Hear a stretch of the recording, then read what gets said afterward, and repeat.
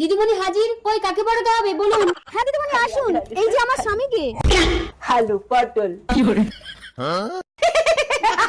দিদিমণি বসুন বসুন। ঠিক আছে ঠিক আছে, এই তোমার নাম কি? আমার নাম পুরুষ। এই, আমি লিঙ্গ শুনতে চেয়েছি, নাম বলো নাম।